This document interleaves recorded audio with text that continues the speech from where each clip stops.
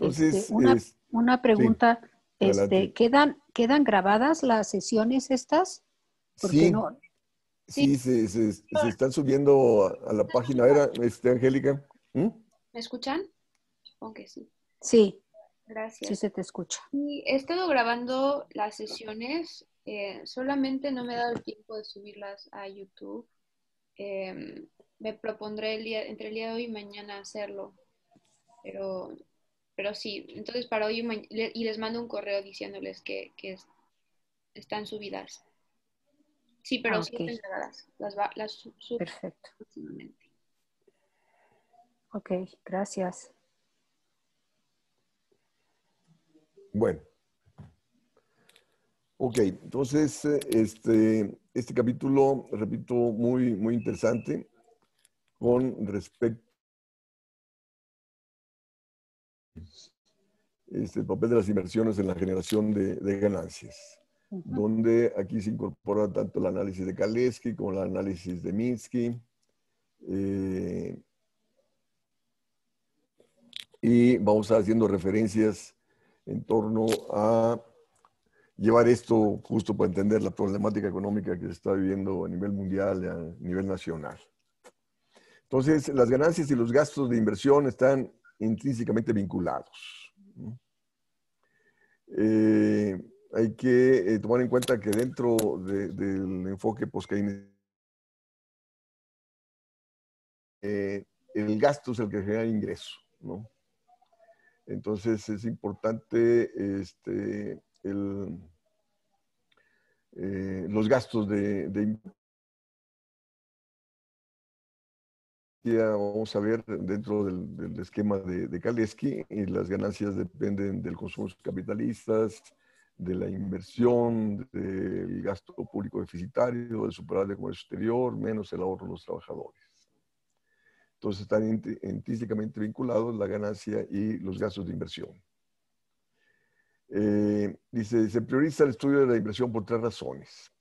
Hay fluctuaciones en la inversión, dice, son el conductor principal del ciclo, esto es de la actividad económica y el empleo. O sea, la inversión es la variable más importante, ¿no? Dentro de las fluctuaciones, del ciclo de fluctuaciones de la actividad económica, ¿no?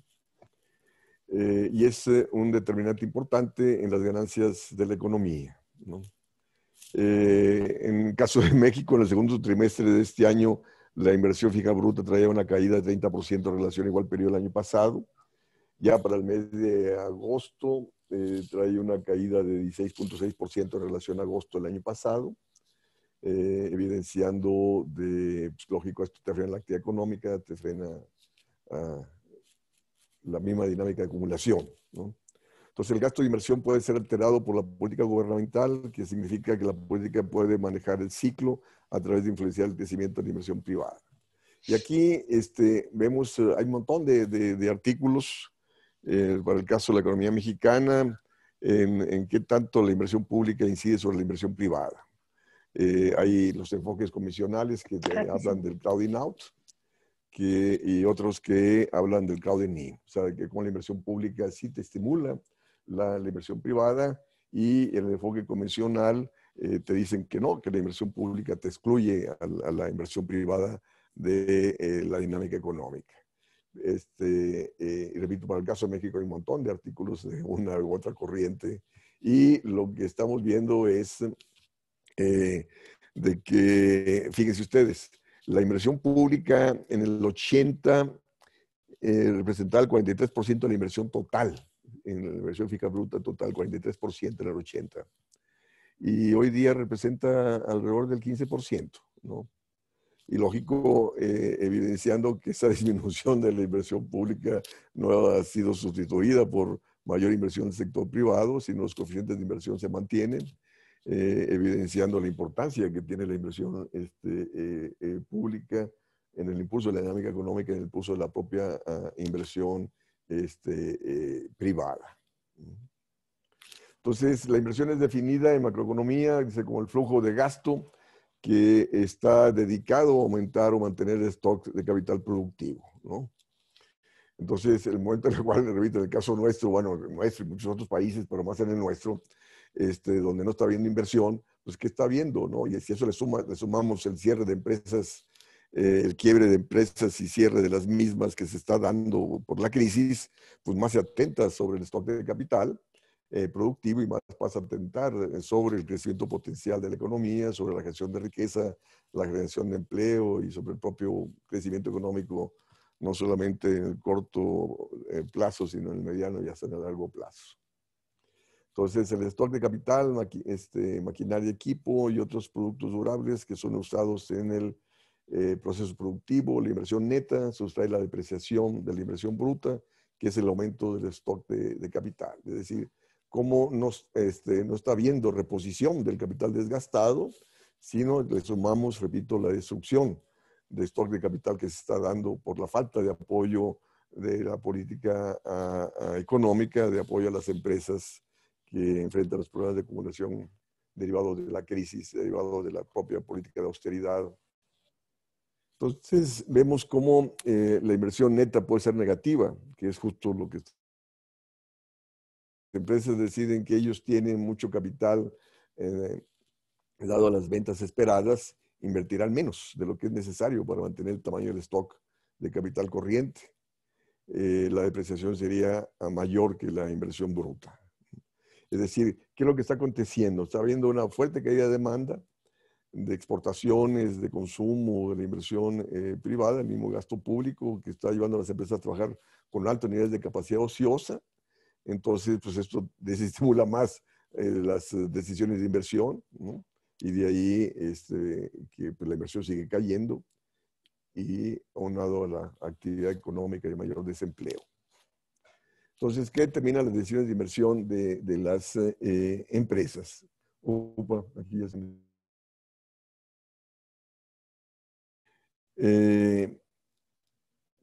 Perdón que te interrumpa. ¿Sí? ¿Puedes ponerlo en presentar para que podamos únicamente ¿No ver? se está viendo? Sí, ¿No pero se está viendo? se ve todo Sí tu se ve. PowerPoint. Ya se ve.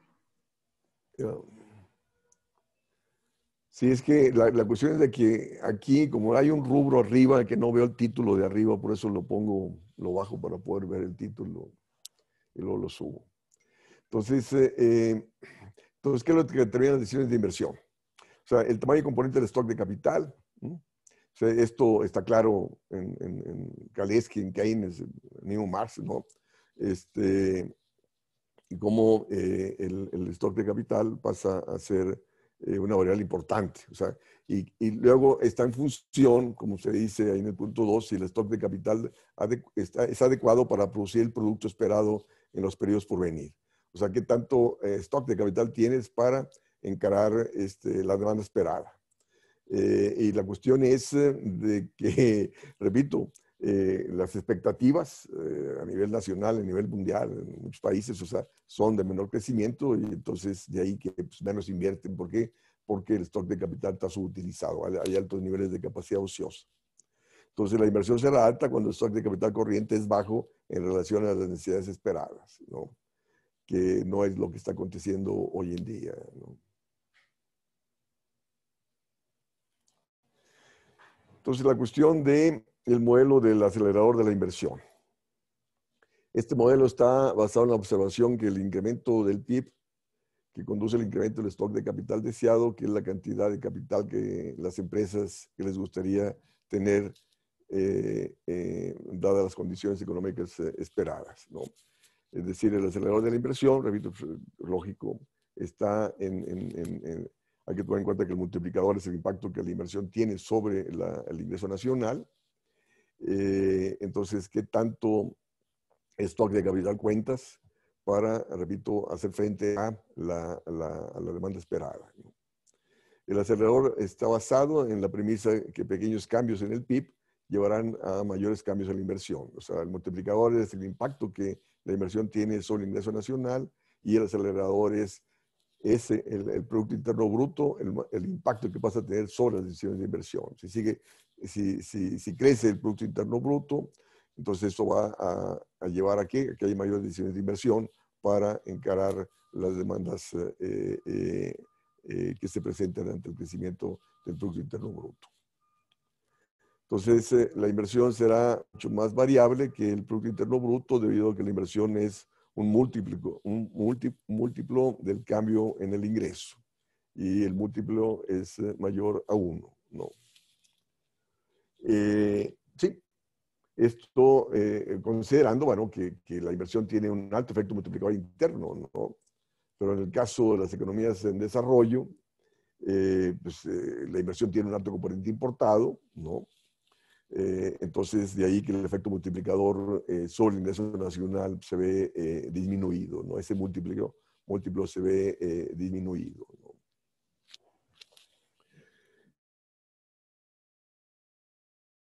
A declinar antes que el Producto Interno Bruto entre a la recesión. Sí, pues de hecho, podemos también ver los datos en la economía mexicana, como la inversión ya venía en declive. Y lógico, si esto se traduce en menor, en el periodo de meses después, en el menor crecimiento de la actividad económica. O sea, la inversión venía ya declinando justo porque hemos venido trabajando con austeridad fiscal desde hace mucho tiempo, ¿no?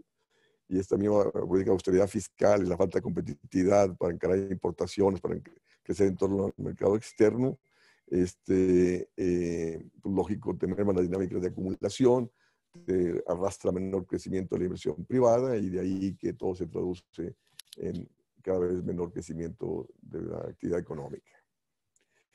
Entonces aquí se preguntan de qué depende la tasa de ajuste, ¿no?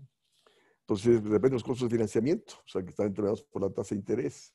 Y la bronca es que en el caso nuestro, la tasa de interés está por arriba del crecimiento del ingreso nacional, y entonces eso más te merma las viabilidades de incrementar la inversión, porque para poder invertir la eficacia marginal del capital, la ganancia tiene que estar por arriba del costo de financiamiento para poder realizar la inversión. Y están los factores de tiempo, dice que tanto tiempo toma que se ha evaluado el equipo de capital producido, entregado o instalado, ¿no? O sea, el periodo de maduración de la producción de los bienes de capital. Y aquí, bueno, está en función también, repito, de maquinaria de equipo, ¿no? Y también están como decíamos, las tasas de interés, el rendimiento esperado de la producción. Como el rendimiento esperado tiene que estar por arriba de la tasa de interés para poder realizar la inversión. Entonces, altas tasas de interés, mayores costos de financiamiento del equipo de capital, dice menor será el ajuste, que es justo lo que está aconteciendo, ¿no? Si no por nada, los países desarrollados están bajando la tasa de interés a cero, o cercana a cero. La perspectiva de que, pues, si está cayendo el ingreso nacional, pues tratar de bajar la tasa de interés para que no presione tanto sobre los problemas financieros de las empresas y no contraiga tanto la inversión. Y en el caso nuestro, se mantiene alta tasa de interés, más en una perspectiva de decisiones financieras para que el capital financiero venga y no se vaya, para seguir manteniendo estable el tipo de cambio, a costa de que esta alta tasa de interés, pues más te contrae la inversión, y más en este contexto de fuerte caída de la demanda, que te pasa a mermar las condiciones de rentabilidad, y de ahí el por qué pues no se presenta el crecimiento de la inversión, sino esta sigue cayendo. Y aquí vemos en el caso de una economía que está creciendo, digo, si hay alguna pregunta, alguna intervención, pueden pararme en cualquier momento, porque se me hace que de repente voy muy rápido. Está bien. En el caso de una economía que está creciendo, los gastos de inversión serán positivos, pues sí. El capital actual está por debajo del stock de capital deseado. Y aquí, bueno, hay que recordar los cursos de la microeconomía heterodoxa, ¿no? Porque la microeconomía ortodoxa no lo contempla. Es decir, cómo las empresas, retomando al famoso libro de Bain, de Barreras a la Entrada, en microeconomía heterodoxa, señala que las empresas trabajan con capacidad ociosa. en la perspectiva de que si se incrementa la demanda, pues satisfacer la demanda con la capacidad instalada para evitar que nuevas empresas entren en el mercado, ¿no? Entonces, si en este contexto la economía está creciendo, pues tienes capacidad ociosa para satisfacer esa mayor demanda, pero si la demanda sigue creciendo, pues te va a llevar ¿a qué? Pues a incrementar la inversión, a tener otra planta productiva para satisfacer esa mayor demanda, ¿no? Entonces, los dos factores fueron identificados para ser importantes en la estimación del stock de capital deseado, ¿no? Es decir, las expectativas futuras.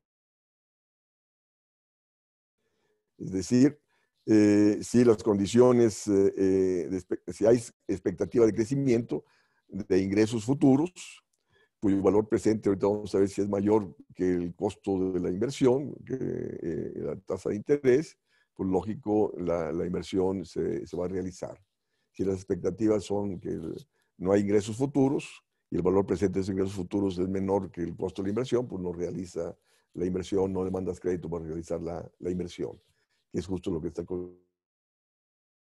Vemos los datos, ahí están publicados en la prensa la semana pasada, cómo se ha disminuido la disponibilidad de créditos de abril a septiembre.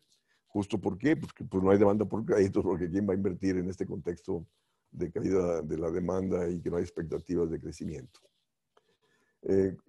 Cuando consideran que la demanda y la producción están bajas, ellos creen que la capacidad productiva está más allá de esos requerimientos inmediatos, que es justo lo que está aconteciendo. O sea, esta capacidad productiva está subutilizada, entonces menos decisiones de inversión pasan a darse. Entonces, en un ambiente de incertidumbre, las empresas llegan a ser precavidas en tiempos pesimistas. O sea, tanto las empresas como la propia banca, ¿no? Ni las empresas demandan crédito, ni la banca lo otorga. ¿Por qué? Porque no tiene asegurado el reembolso del crédito. Entonces ahí, pues más se ahonda la problemática que estamos enfrentando, ¿no? Que es justo lo que escribí para el artículo que mañana saldrá publicado, de que o sea, el Banco Central inyectó 750,000 millones de pesos a la banca en abril para que soltara el crédito, y repito, el crédito ha caído, ¿no? Entonces, quien se ha beneficiado de esa liquidez ha sido la banca, ¿no? Que está especulando, ¿no? No por nada se está retomando el crecimiento de la bolsa de valores. Y en cambio, repito, las empresas pues, no son ni apoyadas por el gobierno ni por la banca, y luego menos por esas altas tasas de interés, y de ahí que sigue el quiebre de empresas con el consecuente caída de la actividad económica, mayor desempleo. Sí, dice, las empresas solo invertirán cuando la utilización de la capacidad productiva excede a su nivel normal. Dice, el gasto de inversión varía con la utilización de la capacidad. Sí. Si aumenta la capacidad ociosa, pues lógico caen las decisiones de inversión. Eso está muy presente en el libro de Steindl, Madurez y Estancamiento, que cuando yo era profesor de la microeconomía en el posgrado de la facultad, era libro obligatorio, ¿no? El libro de Steindl, ¿no? Steindl junto con Kalecki son los economistas heterodoxos que combinan el análisis micro con el análisis macro, ¿no? Que también está presente en Keynes, en la teoría general, ¿no? Pero mucho más desarrollado de lejos en los análisis de Kalecki y de Steindl. La micro y la macro heterodoxas, que pues yo, repito, recomiendo ser vistos en los cursos de micro y de macro a nivel de licenciatura, de maestría. Pero bueno, cuando uno deja de dar clases,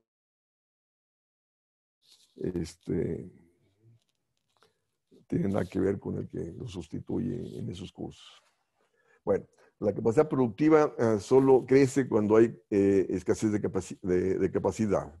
Entonces, justo, ¿no? ¿Qué es lo que tiene que hacer el gobierno? Si se reconoce que hay alto nivel de capacidad ociosa, pues el gobierno tendría que aumentar el gasto. De hecho, ahí se señala, dice, es necesario un apoyo fiscal fuerte cuando es encontrada una profunda recesión. O sea, cuando hay alto nivel de capacidad ociosa, el gobierno tiene que incrementar el gasto y utilizar esa capacidad ociosa para incrementar la producción y así satisfacer la mayor demanda que genera el mayor gasto público y evitaría presiones inflacionarias. Y permitiría condiciones de crecimiento, ingresos de empresas e individuos, y al gobierno le permitiría recaudar más y por lo tanto disminuir el déficit fiscal impulsor del crecimiento económico, ¿no? Pero pues eso no pasa por la mente de la gente que nos gobierna, ¿no?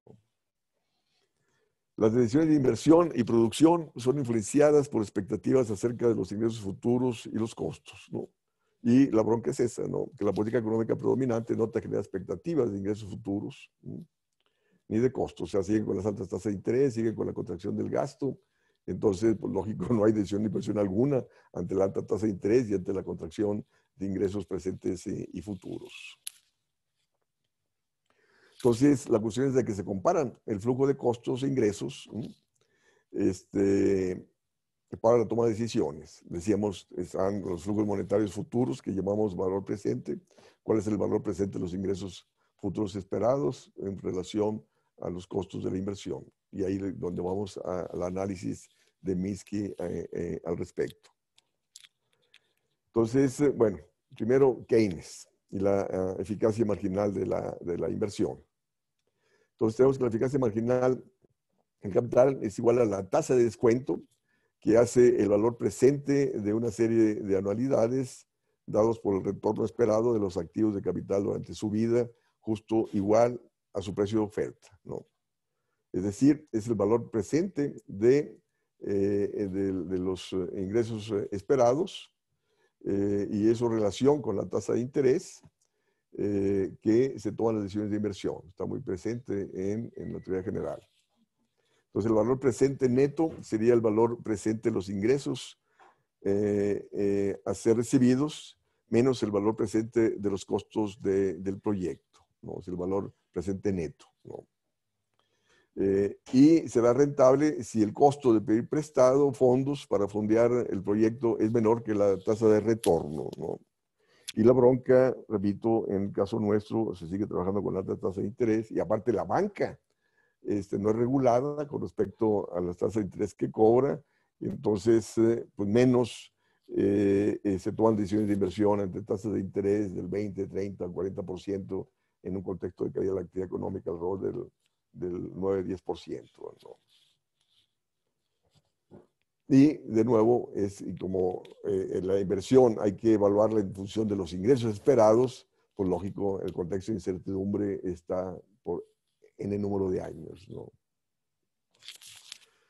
Entonces, en una economía creciendo, el crecimiento de la demanda mejorará el flujo de ingresos sobre el tiempo e incrementa la eficacia marginal del capital, aunque aumente la tasa de interés. Es decir, si tienes perspectivas de crecimiento, pues vas a invertir, ¿no? ¿Por qué? Porque esto te va a aumentar la eficacia marginal del capital, valor presente de esos ingresos futuros, y en consecuencia, al ser el retorno, la tasa de retorno estar por arriba de la tasa de interés, pues tú inviertes, ¿no?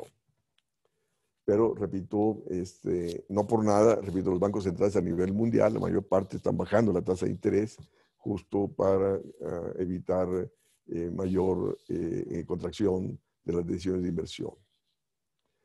Entonces, y no por nada también los mismos gobiernos están aumentando el gasto público deficitario. Repito, Japón, 30 y tantos %, igual que Alemania,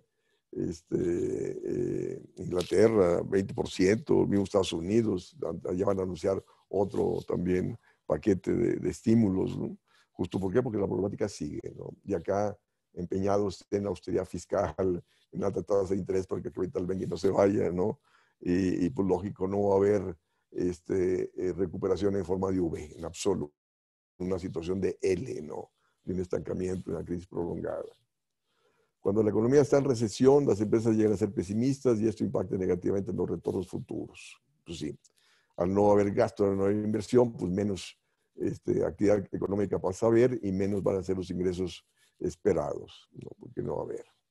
Con exceso de capacidad productiva, las empresas no incrementan el stock de capital, ya lo dijimos, aunque se abarate el costo de la nueva inversión cuando el Banco Central reduce la tasa de interés para estimular la demanda.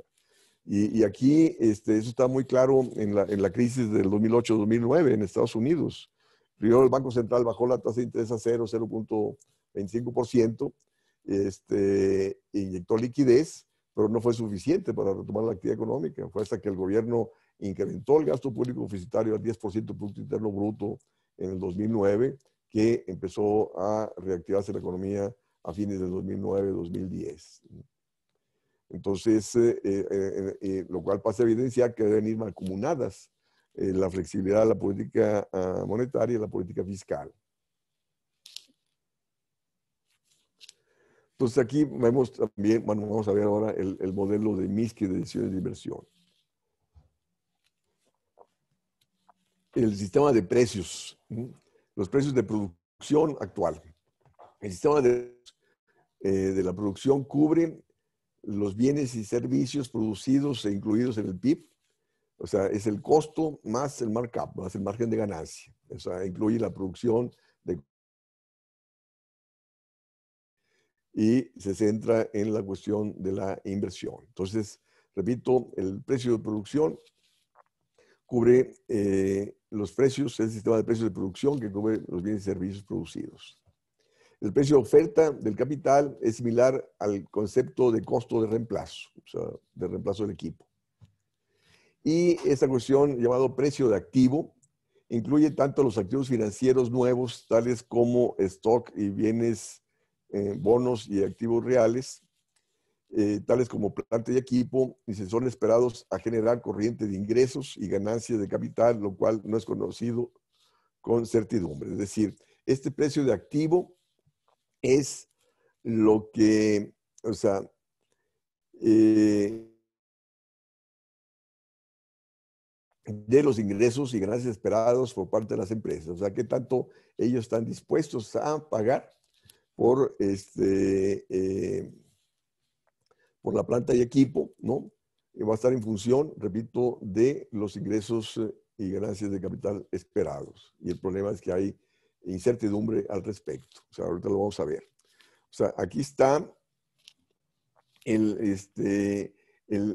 PK, aquí está, la curva PK muestra el precio de demanda, que es el precio que está deseando pagar por los bienes de capital basados en las expectativas de los rendimientos, ¿no? O sea, ese es el sistema de precios de activo, ¿no? Es decir, que tanto, o sea, este precio de demanda está, repito, en función de los ingresos esperados, ¿no? O sea, es el precio que está deseando pagar por los bienes de capital basados en las expectativas de los rendimientos.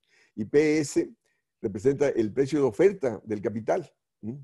Que es el precio en que los productores ofrecerán nuevos bienes de capital, ¿no? Entonces regresamos a la. Entonces ese es el precio, digamos, demanda, ¿no? Es el precio oferta.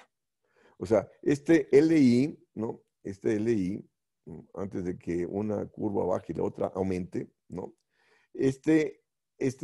Repito, es el precio de oferta, el que cuesta la producción. Esto es financiado, de aquí hasta acá, es financiado con los recursos propios de la empresa, ¿no?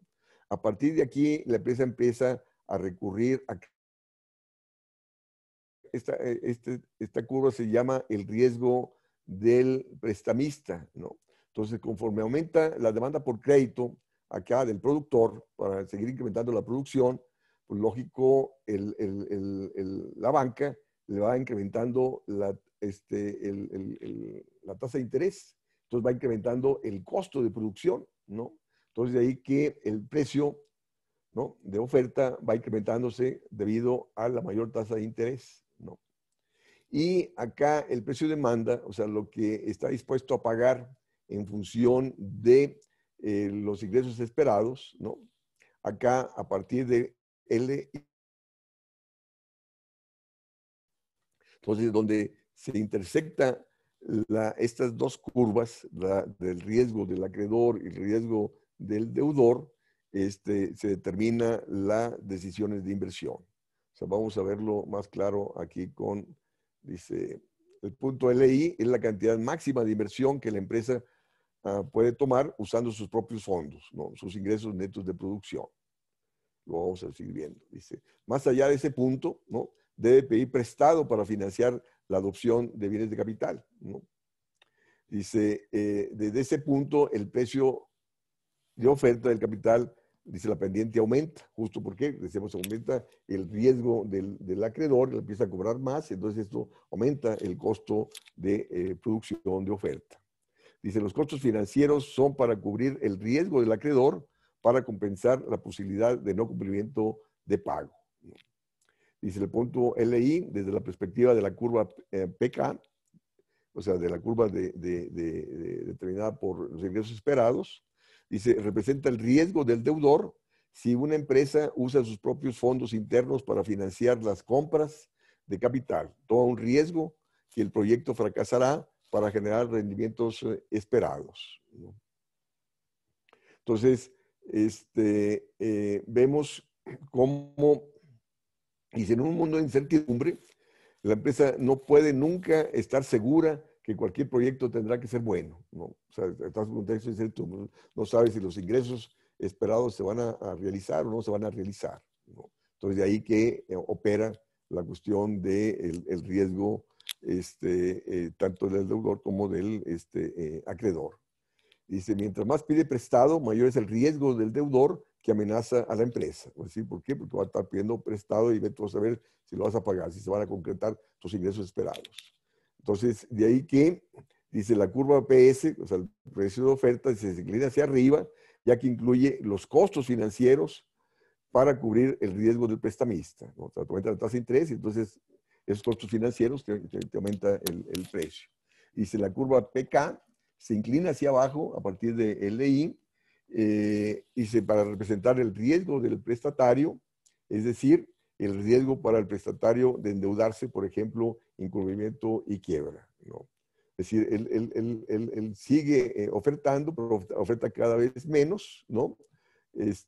Justo por el mismo riesgo que tiene, ¿no? Entonces, donde se intersecta la intersección PK y PS, determina la cantidad de inversión que se realizará, ¿no? ¿Está claro? Bueno, veamos ahora el modelo simplificado de Galeski, ¿no? Decíamos, en Galeski los trabajadores ganan salarios y no ahorran, ¿sí? Es decir, gastan todos sus ingresos, no ahorran. ¿Perdón? Dice, los capitalistas, quienes producen productos y ganan ganancias, ¿no? La economía está cerrada, solamente, o sea, no hay gobierno, no hay solamente sector privado, o sea, no hay gobierno y no hay sector externo, está cerrado. Entonces los trabajadores gastan lo que ganan y los capitalistas ganan lo que gastan, ¿no? Esto es muy claro en Galeski. Los capitalistas ganan lo que gastan, ¿no? Entonces tienen que gastar más justo para poder ganar más, ¿no? Y los trabajadores, pues solamente, repito, ellos perciben su ingreso y gastan lo que ganan. Entonces, el hecho de que los capitalistas ganan lo que gastan significa que las ganancias de los capitalistas son determinadas por sus propias propensiones a invertir y a consumir de los capitalistas. Entonces, aquí pasamos a la ecuación de Galeski, ¿no? Ahorita regresamos. Aquí están las ganancias brutas, ¿no? Después de impuestos, están en función las ganancias en función de la inversión, del consumo capitalista. Aquí ya incorporamos el gobierno, el gasto público deficitario, y el sector externo, el sector superavitario, de comercio exterior, te favorece las ganancias. Y las ganancias son afectadas si los trabajadores ahorran, ¿no? Porque se parte del supuesto que los trabajadores no ahorran, gastan todo su ingreso, ¿no? Pero ahorita vamos a regresar a eso. Vamos a...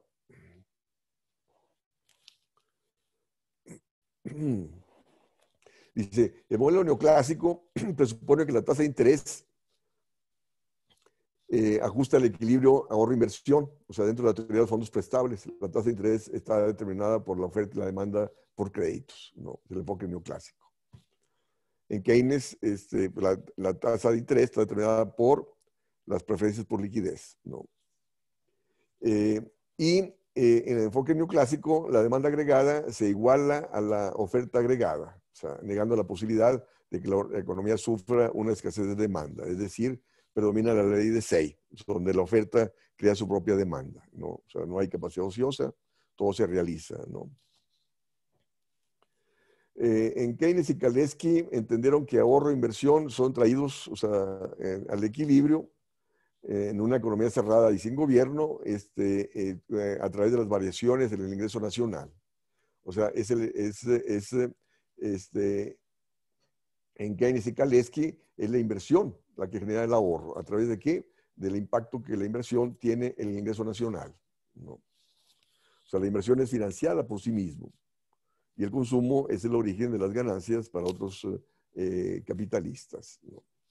Entonces aquí vemos. Kalecki entendió que el ahorro no es financiamiento. El acto de ahorrar no parece el financiamiento necesario para invertir en el nivel agregado, ¿no?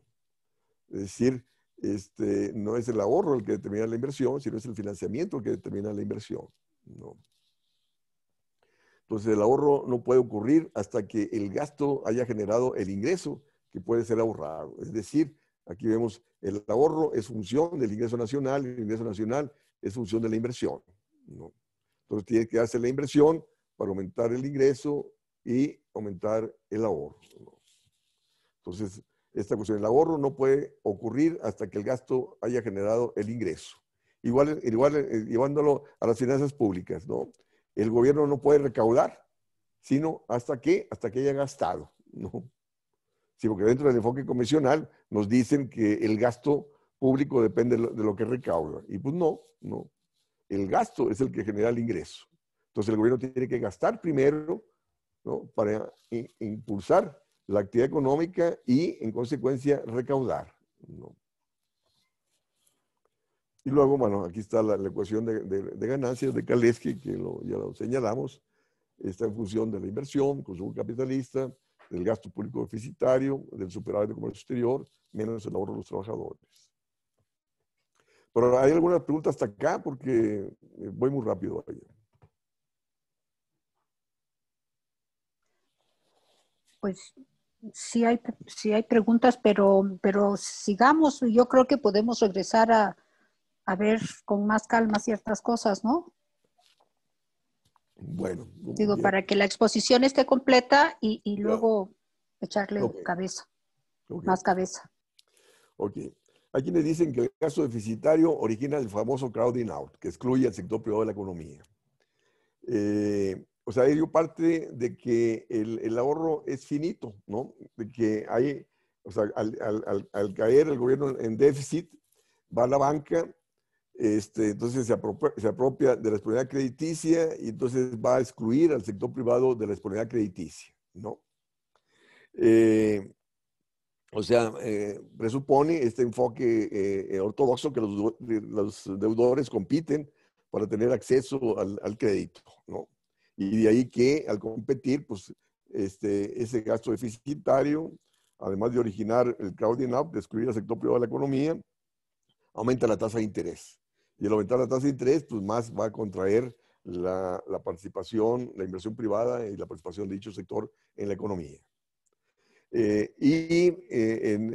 lo hemos visto en los capítulos anteriores, cómo el gasto público deficitario, un gobierno soberano que controla la moneda, o sea, no recurre a crédito, ¿no?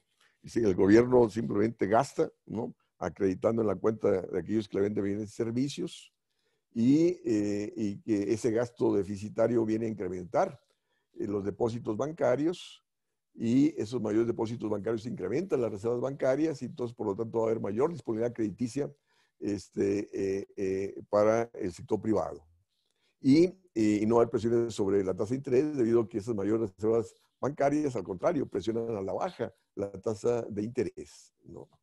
Y de hecho, bueno, yo he desarrollado eso en mis trabajos, de que finalmente lo que origina el crowding out es la austeridad fiscal, ¿no? ¿Por qué? Porque la austeridad fiscal te contrae el gasto público y en consecuencia te contrae la actividad económica, las empresas no van a ser sujetas de crédito. ¿Por qué? Porque ante la contracción económica no van a generar los ingresos necesarios para ser sujeto de crédito, para asegurar el reembolso de los créditos, ¿no? Entonces ni demandan crédito ni se les otorga crédito. ¿Por qué? Por las expectativas negativas de la actividad económica que configura la austeridad fiscal, ¿no? Pero bueno. Entonces, vemos aquí el ciclo económico, las fluctuaciones en la actividad económica. Entonces, las ganancias varían cuando fluctúa el ingreso nacional en respuesta a variaciones en el consumo de los capitalistas, en la inversión, en los ahorros trabajadores, en el balance fiscal y en el balance externo, ¿no? O sea, es retomando la ecuación de Kalecki, ¿no? Es decir, el ingreso nacional es afectado por el consumo de los capitalistas, la inversión, el consumo de los trabajadores o el ahorro de los trabajadores, el comportamiento de las finanzas públicas y el sector externo. Entonces, por lo tanto, pasa a afectar el comportamiento de las ganancias. Entonces, una variable contracíclica ocurre cuando una variable aumenta, cuando el nivel de la actividad económica cae. O sea, ¿cuál es la variable contracíclica? ¿No? Si una variable aumenta, ¿sí?, cuando el nivel de la actividad económica cae. Es decir, el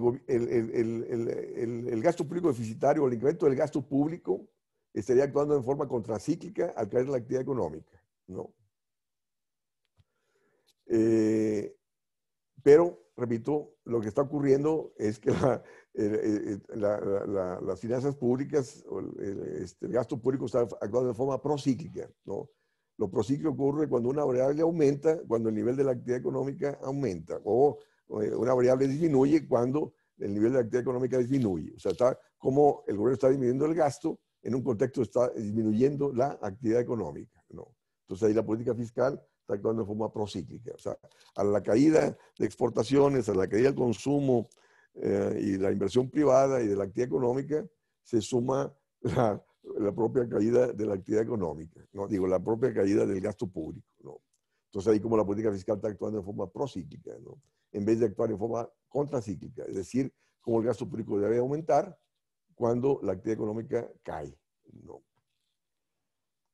Y la cíclica es cuando no hay relación entre la variable y la actividad económica, ¿no? Aquí estaba pensando qué variable acíclica podría haber, ¿no? Yo recuerdo en el libro de Samuelson, allá en la introducción a la economía del primer semestre, que hablaba de las manchas solares, ¿no? Que venían a influenciar la actividad económica, ¿no? Pero bueno. Él la ponía como una variable procíclica, ¿no? Pero bueno. Las variables procíclicas son consumo en las familias, inversión privada, importaciones y empleo. Es decir, cómo está cayendo el consumo, está cayendo la inversión privada, las importaciones están cayendo porque está cayendo el propio ingreso nacional, ¿no? El empleo está cayendo porque está cayendo la actividad económica. O sea, todas son procíclicas. Las variables contracíclicas son el desempleo, es decir, a la caída de la actividad económica está aumentando el desempleo y el subempleo, ¿no? A la caída de la actividad económica está aumentando el déficit fiscal, ¿no? ¿Por qué? Porque el gobierno termina recaudando menos, ¿no? Pero el gobierno reacciona con mayor contracción del gasto justo por evitar el gasto público deficitario, para que actúe el fiscal, ¿no? La recuperación llega a ser un boom una vez que el Producto Interno Bruto excede el valor de tendencia. Y la recesión se presenta cuando el PIB se mueve por debajo del nivel de tendencia. Pues sí, ¿no? La tendencia venía siendo un crecimiento de 2% y lógico, estamos con caída de menos 10 o menos 9 puntos y feria, entonces pues tenemos contexto de recesión. Una profunda recesión es referida como depresión.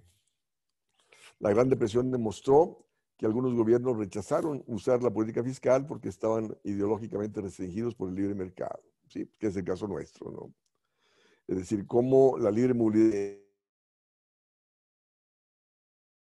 te va a ir el capital, vas a tener menos entrada de capitales y eso te lleva a la devaluación de la moneda, a caída del mercado de capitales, y entonces temen de que la crisis se profundice, ¿no?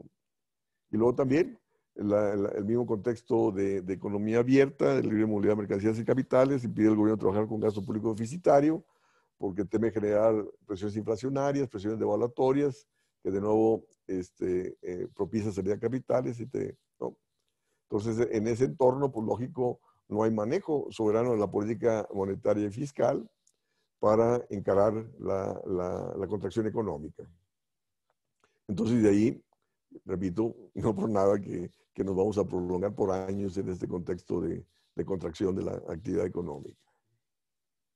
¿Por qué? Porque no van a actuar en forma contracíclica las exportaciones, porque no hay perspectivas de que la economía mundial se vuelva a recuperar dentro de poco, y luego menos en este contexto de alto desempleo, donde muchos países van a volcarse a políticas proteccionistas para crear condiciones de empleo a sus desempleados, ¿no? Entonces no tendremos ni motor externo ni motor interno de crecimiento. Y, Arturo, ¿sí? ¿sería posible en la anterior, ¿En esta? Explicar mejor por qué la variable procíclica? Es decir, lo que entiendo es que por definición lo que toma en cuenta son consumo de familias, inversión privada, importaciones y empleo.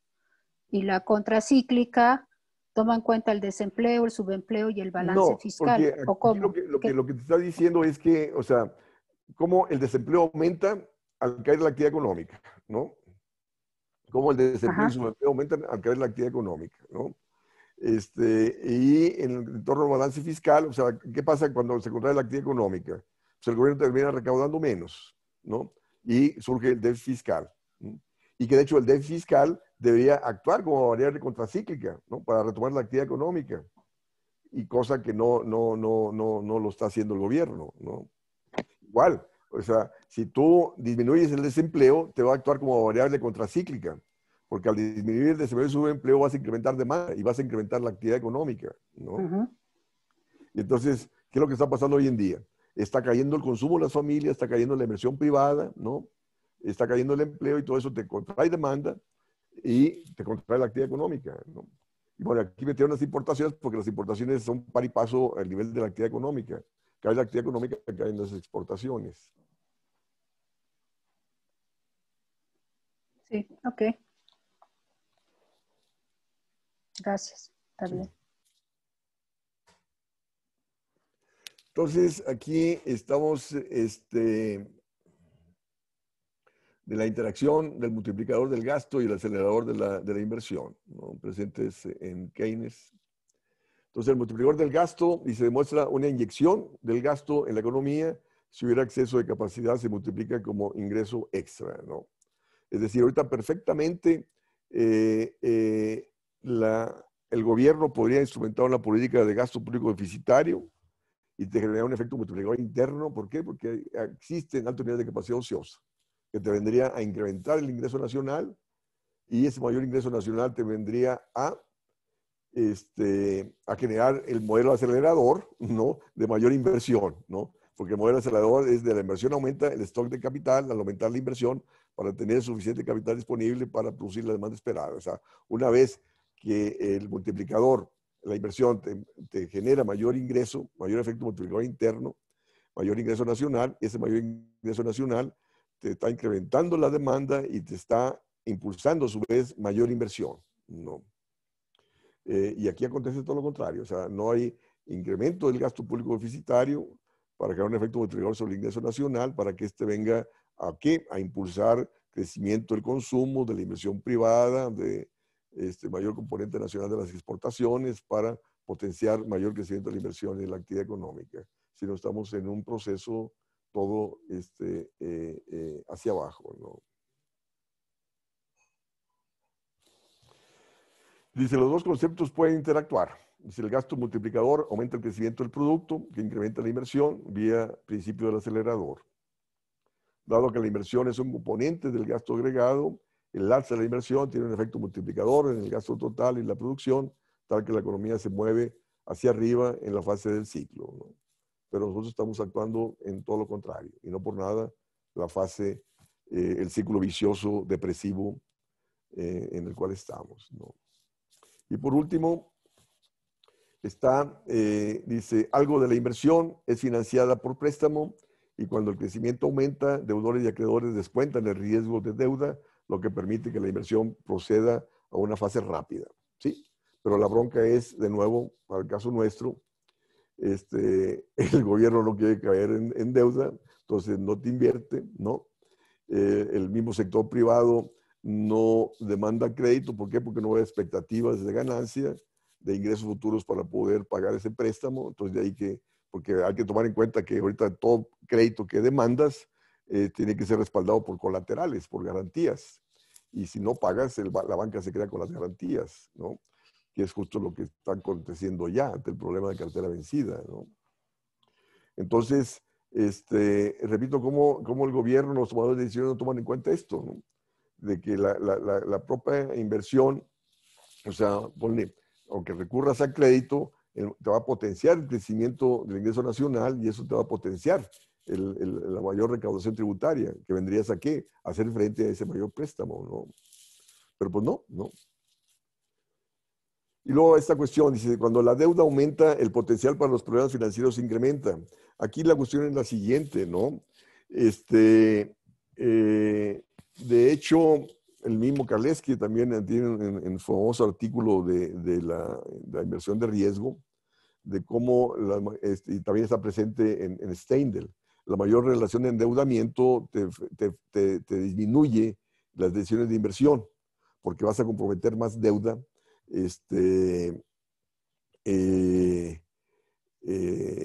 sí, que lo cual implica mayor carga del servicio de la misma y te viene a disminuir tu potencial de inversión y el potencial de gasto. Pero aquí también todo depende de que, supongamos, hoy en día, ¿no? O sea, ¿qué dice el enfoque convencional? Dice, no, dice, es que estamos altamente endeudados y querer más deuda va a implicar mayor carga del servicio de la misma y va a implicar mayores impuestos o mayor contracción del gasto para poder pagar el mayor costo de la deuda. Pero la bronca es la siguiente, ¿no? Que si tú no inviertes, si tú no gastas, si no hay crecimiento, no vas a pagar la deuda, ¿no? La deuda no se paga disminuyendo el gasto en inversión. La deuda se paga invirtiendo y gastando más. ¿Para qué? Para incrementar el ingreso nacional y así incrementar los ingresos futuros para poder cubrir el costo de la deuda, ¿no? El mismo gobierno igual. Es decir, aquí el problema es la tasa de interés, que la tasa de interés, de nuevo, tiene que estar por debajo de los rendimientos esperados, ¿no? O sea, cómo la política monetaria debe acompañar la política de expansión del gasto público justo para apuntalar la dinámica económica y mejorar tanto las finanzas del sector público como el sector privado, ¿no? Entonces, cuando las expectativas cambian, las inversiones disminuyen, que es justo lo que está aconteciendo. Dice, las ganancias también. Dice, las empresas tienen problemas para hacer los pagos de su deuda que incrementaron ante el boom. O sea, no por nada está aumentando la cartera vencida y que vamos a crisis bancaria, no tengo la menor duda, el próximo año, ¿no? Dice, una crisis financiera llega a ser muy probable. Oye, con las tasas de interés que se está cobrando la banca y con la contracción del ingreso que se están teniendo las empresas y las familias, pues lógico, nadie te va a pagar, ¿no? Entonces, el comportamiento cíclico es inevitable y provee un papel positivo para el gobierno para instrumentar una política para atenuar los extremos de los ciclos, cosa que no estamos viendo por parte del gobierno mexicano. Él ha dicho que las empresas se las libren por sí mismas, ¿no? Es no saber nada de economía, carajo, ¿no? Porque en toda crisis siempre intervienen los bancos centrales bajando la tasa de interés, inyectando mayor liquidez, ¿no? Y los gobiernos incrementando el gasto público para incrementar demanda, para poner un piso a la crisis y retomar la actividad económica, ¿no? Entonces, si el gobierno no interviene, repito, si no interviene el Banco Central, de ahí que seguiremos profundizándonos en la crisis. Hasta aquí llega la presentación. ¿Comentarios? ¿Preguntas? ¿Quedó claro o no quedó claro? Sí, bastante claro. Hay aspectos que requieren un poquito de detenerse en ellos. El modelo de Minsky me quedó un poquito, aunque fue bien expuesto y está ahí, yo lo reviso luego, pero no me quedó tan claro. Lo de Kalecki está mucho más claro. Yo tengo una pregunta. Adelante, Sí, Tania. hola, buenas tardes. Bueno, Sí, al inicio de la presentación empezamos con el tema de la capacidad productiva, ¿no? Y los niveles de capacidad ociosa y cómo este se vuelve un indicador para invertir o no, tanto para el sector privado como para el sector público, ¿no? Y que en condiciones de incertidumbre, en condiciones de crisis económica como en la que estamos, pues aumenta la capacidad ociosa. Entonces, aquí la pregunta es, ¿cuál sería el criterio de intervención? O sea, primero, vamos a poner un poquito más de contexto. O sea, esa pregunta me surge porque en la otra parte de la presentación estamos hablando más sobre estímulos a la inversión, ¿no? Entonces, ¿cuál es el criterio que vale la pena aquí tomar para la intervención en un contexto de crisis y de incertidumbre? Reactivar la capacidad ociosa, es decir, la capacidad productiva subutilizada, o bien estimular la inversión para sobrepasar la capacidad del stock de capital presente. O sea, me parece como un poco confuso y un poco contradictorio, ¿no? Porque una cosa es estimular la inversión, que tal vez no haya demanda para eso, y otra cosa es reactivar la capacidad subutilizada de la planta productiva, ¿no? No sé, ahí me gustaría como tener un poco más de claridad. ¿Qué curso tomaste conmigo, Tania, en la maestría? Economía mexicana. Ah, ya. No, se fue en licenciatura, porque en la maestría por muchos años di micro y por muchos años di macro, y después di desarrollo económico, pero bueno, No, bueno, bueno. a mí no me diste ni micro ni macro, me Bueno, diste desarrollo económico y economía mexicana. ok, entonces fue desarrollo económico. Sí, sí, porque economía mexicana es en la licenciatura. La cuestión es la siguiente, ¿no? Eh, la utilización, el grado de utilización de la capacidad productiva está en función de la demanda, ¿no? Es decir, ubiquemos una gráfica, una curva de costos medios, ¿no? Y una curva de costos medios que después está en forma de L y después empieza a subir, ¿no? Entonces empieza a subir una vez que ya llegaste a la plena capacidad. Comúnmente una empresa trabaja con el 80 o 70% de la capacidad instalada, ¿no? O con el 60% de la capacidad instalada, decíamos. ¿Y por qué? Justo para evitar que nuevas empresas entren al mercado.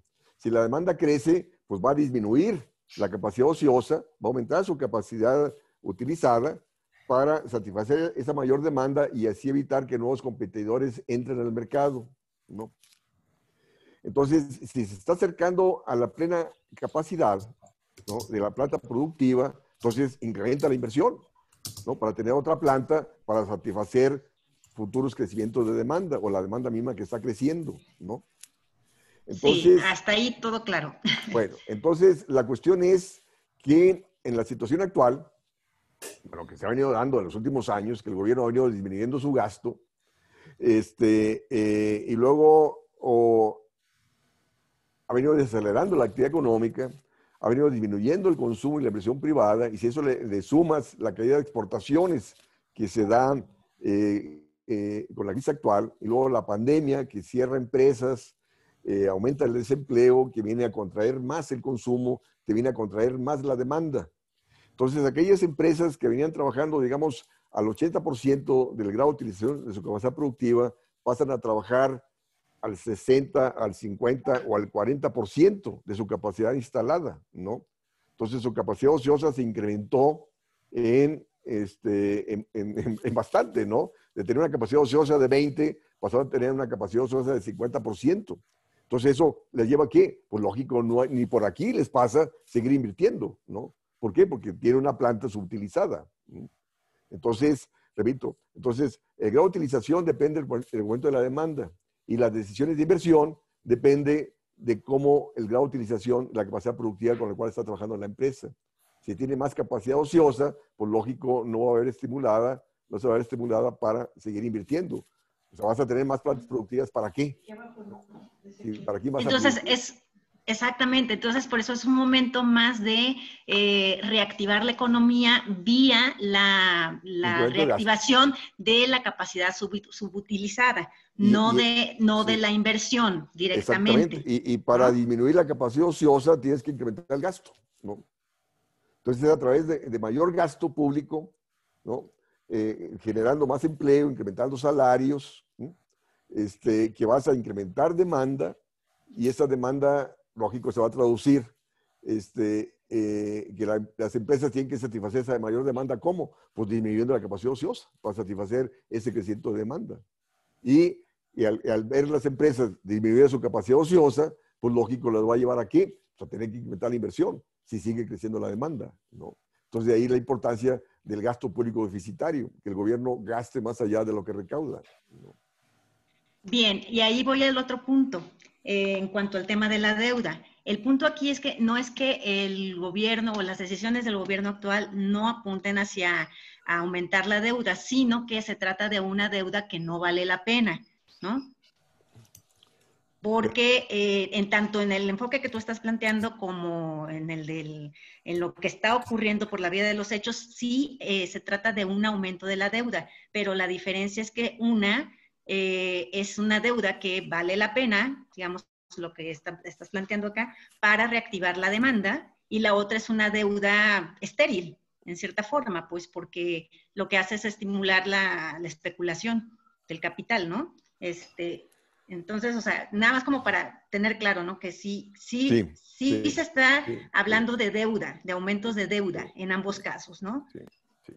Ahora, Pero una no estimula y otra sí. ahora, en el artículo que mañana sale publicado, en la jornada de Oriente, también en la jornada de Zacatecas, de San Luis Potosí, etcétera, ahí analizo de cómo el gobierno, al querer no caer en deuda, ¿no? Gasta menos, ¿verdad? Y al gastar menos, termina disminuyendo la actividad económica y esto se traduce en menor recaudación tributaria, que es lo que está aconteciendo. Y esto le está llevando aquí a que siga el déficit fiscal y que siga aumentando la deuda, ¿no? Y de hecho ahí pongo los datos que fueron publicados la semana pasada de cómo la deuda se ha venido incrementando en 13% en lo que va de este año, siendo que el gasto público ha venido disminuyendo. Y ese aumento de la deuda es derivado de qué? Del costo de servicio de la deuda pública, ¿no? Es derivado de que el gobierno está recaudando menos, ¿no? Entonces, esa mayor deuda, ese gasto deficitario no te está incrementando demanda, ¿no? Sino ese gasto deficitario es porque el gobierno está recaudando menos, ¿no? Y tomando en cuenta la devaluación, tomando en cuenta la alta tasa de interés, le incrementa el costo del servicio de la deuda pública interna y externa en términos de pesos, que le lleva al déficit y a mayor deuda. Entonces, esa deuda actúa en favor del sector financiero, interno y externo, al cual le debes, ¿no? Pero no, ese déficit fiscal y esa mayor deuda no te está incrementando la demanda efectiva, no te está impulsando la actividad económica, ¿no? Entonces yo me pronuncio porque el gobierno debe trabajar con gasto público deficitario. O sea, de hecho, ahí digo, ¿no? O sea, si está cayendo en deuda, bueno, pues endeúdese para gastar, carajo, ¿no? En una ¿No? deuda que valga la pena, pues. Exactamente, ¿no? Y que esa deuda la vas a pagar una vez que ese mayor gasto te va a reactivar la economía, te va a incrementar el ingreso de las empresas e individuos y el gobierno va a terminar recaudando más. Y al recaudar más, pues va a pagar la deuda, ¿no? Porque la deuda no la puedes pagar en contexto de contracción económica, ni la deuda pública ni la deuda privada. Necesitas condiciones de crecimiento económico para poder pagar la deuda privada y la deuda del sector público, porque el crecimiento económico se va a traducir en mayores ingresos para las empresas y familias y se va a traducir en mayor recaudación tributaria para el gobierno para pagar su deuda, ¿no? Sí, tengo otras preguntas con respecto al modelo de Minsky y de Kaleski, pero no quisiera acaparar, entonces si alguien más quiere participar, luego regreso. Sé que sé que Renato tiene la mano levantada, pero también quiero decir que hay una pregunta en el chat que no sé si tu papá puedes leerla. No, eh, yo no sé entrar responderla. aquí. Eh, Em, ¿La bueno, puedes leer, por favor? ok. Em, Dice, es de Cuautli Alberto. Dice, una pregunta y un comentario.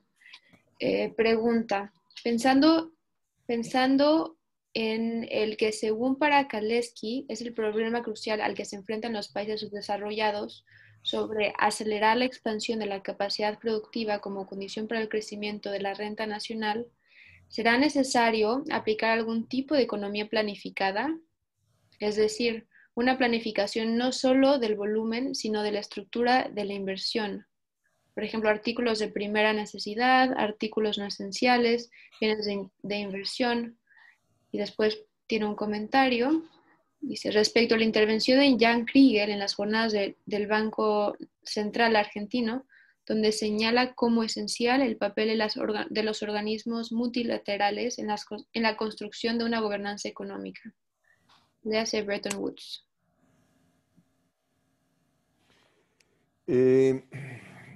A propósito, se me olvidó meterme al link para ver esas conferencias de Banco Central de Argentina. Bueno, ni modo.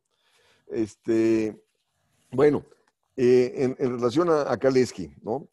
Pues efectivamente, o sea, tiene sus famosos trabajos en relación a las economías en desarrollo, donde señala que más que el problema de demanda efectiva en nuestros países, es un problema de capacidad productiva.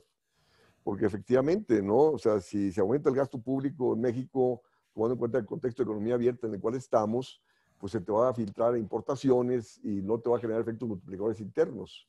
Entonces, de ahí que ese gasto público deficitario, ahí me sumaría el planteamiento que acaba de hacer él, de que debe ser planificado en función de qué, de favorecer la esfera productiva nacional, de favorecer el desarrollo tecnológico, la producción interna de bienes de capital, impulsar la producción de bienes de consumo salarial, porque sería una política de incremento de empleo que te consume bienes de consumo esencial para asegurar efectos multiplicadores internos y así evitar filtraciones de demanda hacia importaciones y evitar déficit de comercio exterior.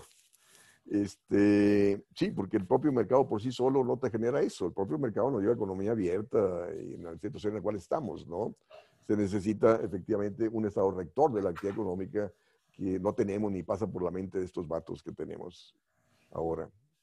Y con respecto a los organismos internacionales, esto que señaló Jan Kriegel, sí, él en sus trabajos reitera mucho esto, pero yo desconfío, ¿no?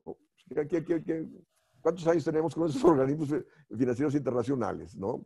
Desde Bretton Woods hasta la fecha. So what, ¿no? ¿No? Ahí está. De hecho, vamos a discutir aquí en el capítulo 31, sí, en el capítulo 31 de macroeconomía, la discusión que se dio en Bretton Woods, o sea, el planteamiento que Keynes llevaba, y cómo fue descartado el planteamiento de Keynes, ¿no? Donde él planteaba que los países superavitarios debían ser sancionados o ponerse un impuesto para que disminuyeran su superávit para beneficiar a los países deficitarios y así disminuir los desequilibrios del sector externo, ¿no? Y pues lógico, Estados Unidos lo mandó al carajo, ¿no? A propósito, mi hija me mandó un artículo muy interesante del debate de Keynes con los economistas de la London School of Economics, debate que se dio en los 30s y principios de los 40s, muy, muy interesante, donde participa Hayek, ¿no? Como Robbins invitó a Hayek a la London School of Economics justo para enfrentar a Keynes. Y qué cosas, ¿no? El mismo Robbins terminó siendo convencido por Keynes y apoyando a Keynes en todo, sobre todo en los planteamientos de la Segunda Guerra Mundial. Pero bueno, nota al margen, perdón, pero ahí estoy aprendiendo con mi hija, ¿no? Entonces, la cuestión de que los organismos internacionales, no, yo desconfío, los organismos están dominados por el capital financiero internacional, ¿no? Sí, igual que los bancos centrales, ¿no? Igual que los gobiernos, ¿no? Entonces, los cambios tienen que venir desde abajo, es decir, que la gente tiene que manifestarse en las calles para demandar cambios de rumbo, ¿no? Y que los dirigentes lleven a los foros internacionales cambio de discurso, y no se subordinen a los discursos de las grandes potencias o de los organismos financieros internacionales. Ese sería mi planteamiento. una cuestión que me inquieta un poco de pensar que podríamos regresar, o más bien como tener una segunda edición de los tiempos de Keynes, ¿no? Porque también sería como un poco alimentar la idea de que, nada más aplicando el esquema de keynesiano podríamos experimentar un boom económico mundial como el que se experimentó en la década de los 60, 70, bueno, de los 50 a los 80, hasta antes de los 80, ¿no? Que entró el neoliberalismo. Y ahí no sé, estaría un poco dudosa, sobre todo por el tema de que tenemos pues, muchas nuevas condiciones limitantes para este tipo de expansión productivista, ¿no? Y desde ahí, pues, pensaría en el tema ecológico, ambiental y las limitaciones al crecimiento económico. Bueno, ya entraríamos en el tema de enfoques de crecimiento o de prosperidad. Hablaría más, más que de crecimiento, de prosperidad económica, considerando las características actuales, ¿no? De limitantes a la visión productivista. No sé, ¿qué piensas tú? Bueno, hay varias manos levantadas de Tania y de Magdalena García. Bueno, no estoy de acuerdo con Tania porque si descalificamos una propuesta de paradigma en términos de utilización macroeconómica, vaya, nos quedamos sin herramientas. Yo creo que lo que se tiene que hacer es incorporar todo eso que decía Tania, toda la parte medioambiental, toda la parte de los nuevos conocimientos que tenemos, pero de verdad yo creo que el poder que tiene esta política, este planteamiento teórico que estamos viendo es enorme. Y si nosotros mismos, nosotras mismas, no estamos convencidas de que tenemos que reforzar y que tenemos que mejorarlo y que tenemos que incorporarle cosas y que tenemos que hablar desde la empresarialidad. Yo soy empresaria y algunas de las cosas que se plantean a veces me parecen muy abstractas. Creo que por eso creo que Maribilia decía que le quedaba un poco confuso. A mí también, ¿no? Entonces tengo que pensarlo más desde la perspectiva, pero no podemos hablar de productivismo en un paradigma como es el post-keynesiano, ¿no? O sea, en realidad yo creo que es una herramienta fantástica y lo que nos falta muchas veces es el que se conozca, el que se tenga entendimiento sobre la misma y podamos convencer de que por ahí es el camino, de verdad. Ahora acabamos de regresar al semáforo rojo varios estados, y es que no podemos estar entre la vida y la bolsa. Sin vida no hay bolsa, o sea. Entonces sí es necesario hacer una reflexión de por dónde nos vamos en materia económica, y yo sí estoy absolutamente convencida que no es por donde nos estamos yendo. Cambio fuera. Renata. Renata, ¿tienes mano levantada? Sí, doctor, gracias, que estaba también terminando de escribir unas cosas.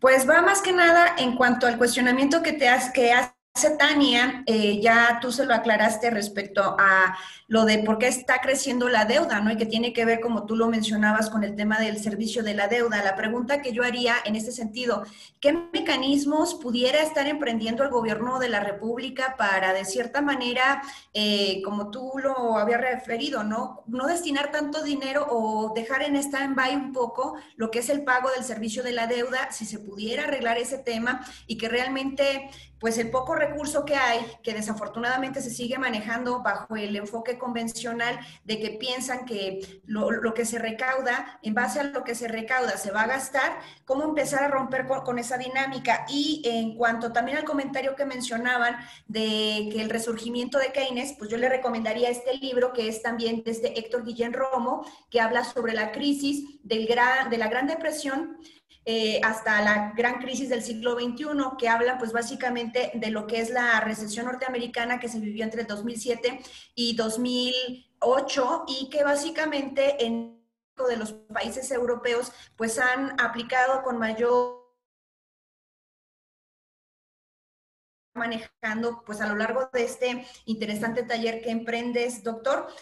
Muy bueno el libro y pues vale la pena hacer mención. Y otra de las cuestiones que pues va más que nada ligado también a esta política desafortunada de austeridad que ha emprendido el gobierno de la República, y pues esta necesidad de reducir lo que es el gasto público para entidades y municipios. Pues está este panorama que sin duda alguna tú ya lo has manifestado, se viene a agravar la situación económica y financiera en nuestro país. ¿Qué hacer ante la pandemia, donde ya 3 estados, incluidos Zacatecas, pues ya están en el límite respecto a el tema de la capacidad hospitalaria? Porque pues como el número de pandemia, de casos de contagios y fallecidos pues no cesa, ahí como que parece que se le está también saliendo de control. Y la última cuestión que yo quisiera preguntarte sobre tu percepción ahora con la llegada de Biden a la presidencia norteamericana, ¿cuál es la perspectiva que tú tienes en cuanto a la relación pues de México con este país, que sin duda alguna sigue siendo pues nuestro principal socio comercial? Y eso sería cuánto. Gracias. Bueno, ¿ibas a decir algo, Tania, en defensa?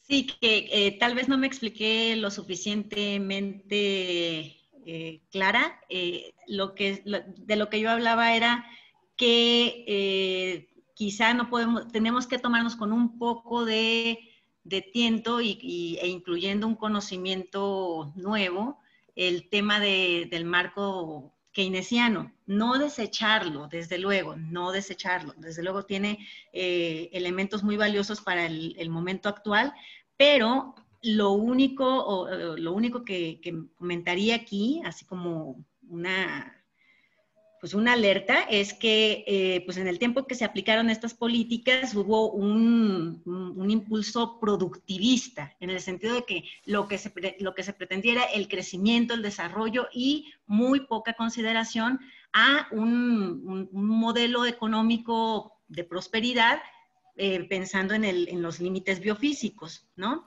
Entonces, nada más era como tener esa salvedad presente. Bueno, hay que tomar en cuenta de que las posiciones de Keynes pasaron a ser hegemónicas. ¿Por qué? Porque el sector productivo pasó a ser el sector hegemónico, ¿no? Conjuntamente con los sindicatos. De ahí las políticas de pleno empleo que pasan a establecerse en tanto países desarrollados como subdesarrollados. Los objetivos de la política fiscal era crecimiento y pleno empleo. Y eso llevó a crecimientos de la actividad económica tanto en los desarrollados como en los subdesarrollados. En los 40, 50, 60 y parte de los 70 crecimos tanto ellos como nosotros al orden del 6% promedio anual. Y cambia la hegemonía, pasa a ser el sector financiero el hegemónico, se define en los 70 y los 80 y la política económica pasó a actuar en favor de lo financiero, ¿no? Y ahí seguimos, ¿no? Es decir, sí, y lógico, lo biofísico, o sea, no estuvo presente en aquel entonces porque no era problemática, ¿no? Pasa a actuar, pasa a ser problema en las últimas décadas, y de ahí que muchos enfoques, muchos trabajos se han ido desarrollando en el sentido de que hay que encarar la crisis económica, la crisis de pandemia, la crisis ecológica. Y de hecho, yo escribí un artículo al respecto. Y bueno.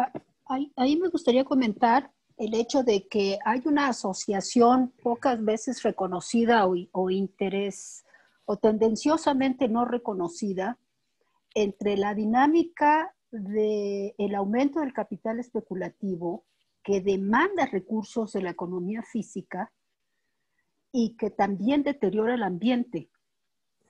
Es decir, hay un acompañamiento de ese deterioro, primero con el deterioro de la propia población, el desempleo, la insalubridad, el hecho de que las poblaciones más subdesarrolladas o menos desarrolladas tienen una relación para sobrevivir de saqueo y de depredación de ciertos recursos naturales que no se da cuando hay desarrollo. Y ha habido, desde mi punto de vista, y claro que es un tema muy, muy amplio, no lo vamos ni siquiera a abordar, ¿no?, en su totalidad ahorita, ni no sé cuándo, Pero el punto es que sí hay una relación de saqueo por la demanda de los recursos que tienen los grandes capitales especulativos, que no existen solitos, existen en función de obtener recursos para su propia recuperación de lo que extraen de la economía real. Si no, no existirían. Si hay una relación ahí que no se analiza suficientemente.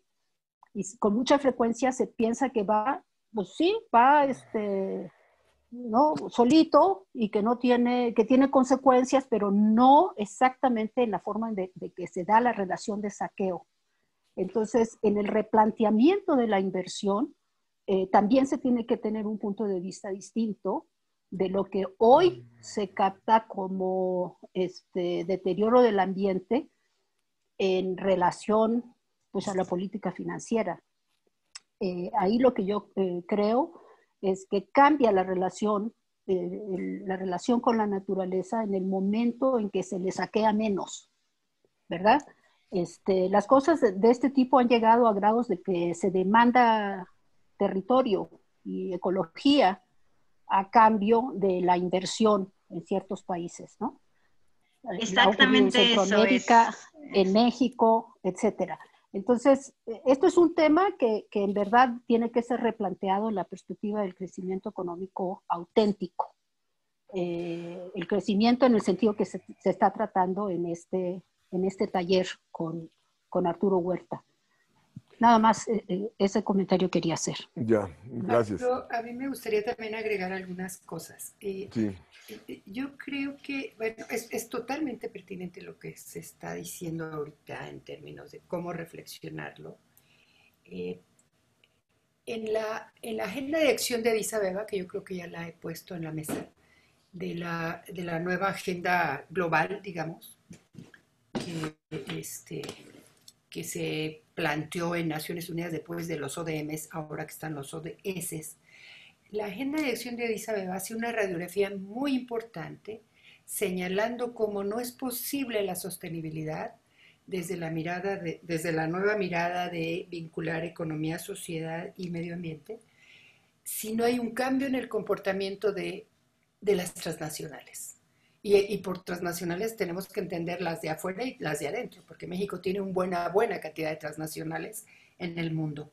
Entonces creo que tenemos que juntar estos conocimientos que estamos teniendo con estas propuestas internacionales que pueden tener deficiencias, pero que a mí me parece un avance muy importante en términos del cuestionamiento del modelo neoliberal desde los espacios de Naciones Unidas y que además los países acaban firmando, ¿no? A veces creo que no saben que están firmando, pero que es fantástico que lo hagan, porque en realidad hay una estrategia de cómo se tiene que comportar la gran empresa transnacional para que en realidad las cosas salgan es como un grito de atención a que no podemos seguir por el mundo neoliberal. Por otro lado, esto que decía Tania, sí me remueve porque, ya sé, Tania, que no estás por ahí, pero yo estoy vieja y yo era directora de estudios económicos en un banco. Y cuando llega Salinas al poder, no nos permitían ni hablar de Keynes. O sea, había una proscripción de Keynes. O sea, no podíamos estar. Yo estuve primero en la Secretaría de Hacienda y después me fui a un banco y era como queme los libros de Keynes. Aquí no se dio físicamente la quema, pero sí se dio ideológicamente y fue fortísimo, ¿no? Cuando empieza, en la época es que Salinas todavía no era presidente, sino que era secretario de Programación y Presupuesto, creo, ¿no? Sí. Yo creo que tenemos que leer Ensayos de Persuasión de Keynes, que es una lectura, y que eran eso en su etapa, en su periodo, en su tiempo.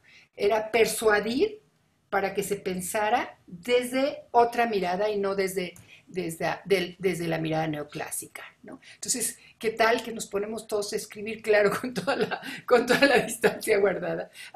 Pero tenemos estos ensayos de persuasión para este momento en el que estamos viviendo, que no es erosionar a nadie, sino es construir para mejorar. Y creo que lo que nos está diciendo Arturo es riquísimo.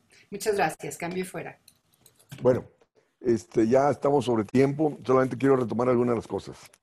Este proceso de financiarización que se ha venido dando ha sido resultado de las políticas económicas que han venido predominando, que este libre movimiento de mercancías, capitales, austeridad fiscal, la tasa de interés, han atentado sobre las condiciones endógenas de acumulación y crecimiento, y eso ha llevado a las empresas y al gobierno a endeudarse. ¿Y quién se beneficia de eso? Pues la banca. El gobierno lleva a depender de entrada de capitales, y el capital financiero pone sus condiciones para invertir, ya sea en inversión extranjera directa o inversión de cartera en nuestros países, todo a favor de ellos. Entonces, de ahí que cómo estamos en estas crisis económicas, financieras, de pandemia y ecológicas derivadas justo de este modelo económico predominante. Esta cuestión de que hay que decir a las empresas transnacionales cómo comportarse, ellos nos dicen a nosotros cómo comportarnos, carajo, cómo modificar las leyes en favor de ellos, ¿no? Es decir, de nuevo, o sea, es un problema político, y que las crisis económicas, como estamos viviendo, deben replantear todo esto, y no vemos manifestaciones en las calles demandando cambios de rumbo, ¿no? A pesar de la crisis, y cómo los rescates están siendo a favor de lo financiero, y no a favor de lo productivo, no a favor del empleo. Esta cuestión de un marco nuevo. La teoría moderna del dinero da muchos elementos, ¿no? O sea, cómo se retoma Ava Lerner, que de hecho Ava Lerner está dentro de los que fue alumnos de Keynes. Estaba en la London School of Economics, después se fue a Cambridge. De hecho, cuando yo fui a Cambridge la primera ocasión, allá en el ¿qué? 78, vi el cubículo todavía sería el nombre de Ava Lerner ahí, pero bueno, después tuve mi sabático ahí, pero bueno, es decir, gobierno que no controla la moneda, pues no puede financiarse con ella, ¿no? No tiene política monetaria, ni política fiscal, ni política cambiaria. Entonces, esta cuestión que mencionaba Renata, de los pagos del servicio de la deuda. Aquí hay que diferenciar entre la deuda interna y la deuda externa. O sea, hay que replantear el pago de la deuda externa. Pero la deuda interna no hay bronca porque está en pesos. El gobierno la puede estar refinanciando permanentemente, porque, cosa que no pasa por la mente de ellos. La cuestión es bajar la tasa de interés de dicha deuda, ¿no? Y efectivamente, los estados y municipios están quebrados, están sobreendeudados, y más porque el recorte presupuestal del gobierno con su autoridad fiscal, y el gobierno simplemente debe gastar, darle liquidez en favor de impulsar el combate a la pandemia, de crear condiciones de empleo, de impulsar la actividad productiva en los estados y municipios. Y esta cuestión de que recaudar para gastar es el enfoque convencional, de nuevo. O sea, un gobierno que controla la moneda no necesita recaudar para gastar. Repito, la recaudación es resultado del gasto. El gobierno debe gastar primero para recaudar, ¿no? Perdón, doctor, si te interrumpo. Es que yo la pago de la deuda que me refería no era la interna, sino más bien a la externa, que es la que está generando conflictos, que si habría manera de ver cómo se readecúa o no pagar el servicio de la deuda por un momento mientras pues buscamos que ese recurso no se vaya precisamente de manera improductiva, ¿no? Sino que sea un recurso pues más de una mejor manera canalizado. Yo me refería a la deuda externa, no tanto a la interna. Y disculpa por interrumpir. No, está bien, está bien, está bien. No, de hecho, hay que recordar cómo el G20, el Fondo Monetario Internacional, acordaron postergar el pago de la deuda externa a los países africanos a partir de enero, ¿no? Que empiezan a pagar a partir de enero, y a partir de enero no va a tener ninguna condición de pago, ¿no? Que el próximo año se va a generalizar el no pago por parte de un montón de países, no tengo la menor duda, no tengo la menor duda. ¿Por qué? Porque no hay condiciones de pago. Entonces, lo primero que tienes que recordar efectivamente es el pago de la deuda externa. ¿Para qué? Para liberar recursos para encarar los problemas que estamos enfrentando. Pero bueno, ya nos pasamos bastante. Con respecto a Biden, va a ser más de lo mismo, ¿no? Biden representa el capital financiero, siempre ha estado en contra de los sindicatos, en contra de los trabajadores, y es más de lo mismo, ¿no? ¿Algún otro comentario? Bueno, yo quiero decir brevemente que la escuela, The New School of Economics, tiene una iniciativa que se llama Young School Initiative, y tiene un evento abierto al público que va a acabar el 15 de noviembre, donde hay como 100 preguntas a discutir para hablar sobre el futuro. Y bueno, estará Skidelsky, el historiador más importante de Keynes, el miércoles. En media hora habrá una sesión con Pavlina, donde la pregunta a discutir es si la teoría monetaria moderna es una perdónenme. ¿Cómo se dice? ¿Resolución? No. Resurrección de la teoría keynesiana. Entonces les compartí ahorita la liga por si quieren unirse y realmente los invito a que veamos todos los eventos que tienen. También mañana va a estar Alicia Bárcena. Solo recuerden que este es una hora más que ustedes. O sea, recuerden la diferencia de horario. Y ya, eso es todo. Lo compartí por el chat.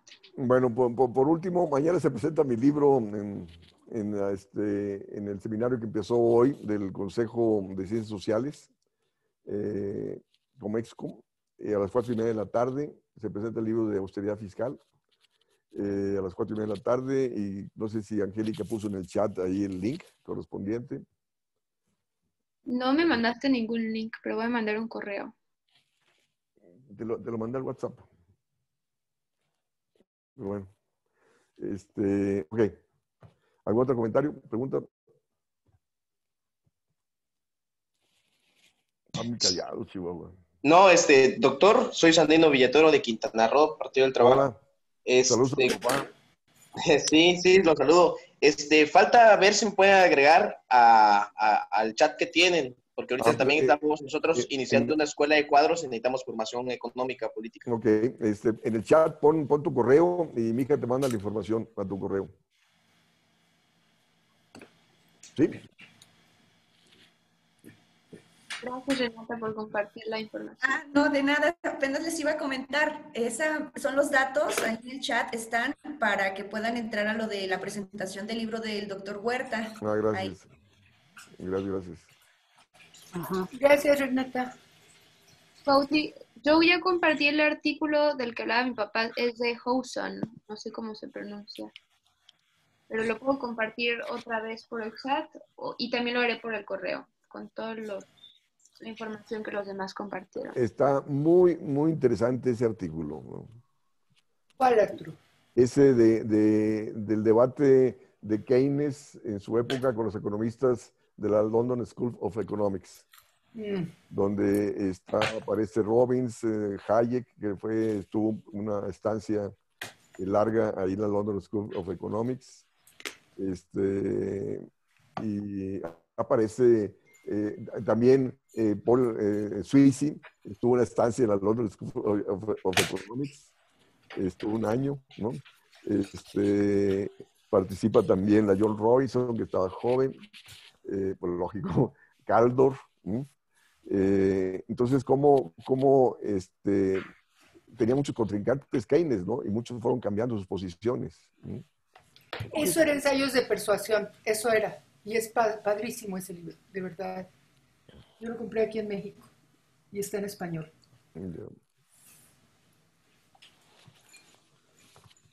Bueno, ¿algún comentario? Bueno, fíjense que ya muchas colonias aquí en la Ciudad de México están en zona roja, ¿no? Está aumentando mucho el contagio. Y de hecho, la información que da el gobierno nada que ver con respecto a los contagios y muertes que se están dando en el país, ¿no? Hasta ya tengo sobrinos ya que están contagiados, carajo.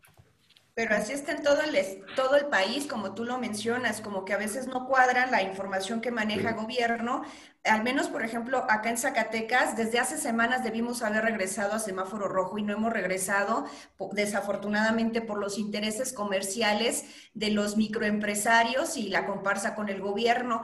Pero igual que con ustedes, la cifra de muertos, la cifra de contagios está pues de miedo. Comparado con la población que tienen en Ciudad de México u otras ciudades, pues igual Zacatecas Zacatecas no es mucha, pero por darles un dato, este fin de semana fueron aproximadamente arriba de 300 contagiados, más de 30 muertos, por día tenemos de 15 a 20 y para una población que no supera el 1,5 millones de habitantes, pues es una cifra muy alarmante y por eso que ya tampoco hay pues capacidad hospitalaria y están llegando al límite de tanto contagiado y tanto muerto. Uf. Bueno, muchas gracias. Esta renta básica. Gracias. Y nos vemos el próximo lunes. Repito, Sí. que va a ser una sesión larga. Nos vemos el o la- próximo. vos, porque- Oye, el lunes, aunque es puente, ¿verdad? En este taller no lo respetamos. Aquí no hay puentes. Aquí no hay puente. Ok, muy bien. Nada más para confirmar, porque hace 8 días yo sí me lo tomé. Yo siempre he estado en contra de las huelgas de las universidades. O sea, la cultura Muy nunca bien. debe parar. Soy partidaria de eso. Ok. Muy bien. Bueno, muy Ok. bien. Cuídense. Hasta luego. Hasta luego, Buenas, gracias. buenas tardes. Que estén Chao. bien todos. Cuídense. Bye. Saludos, bye.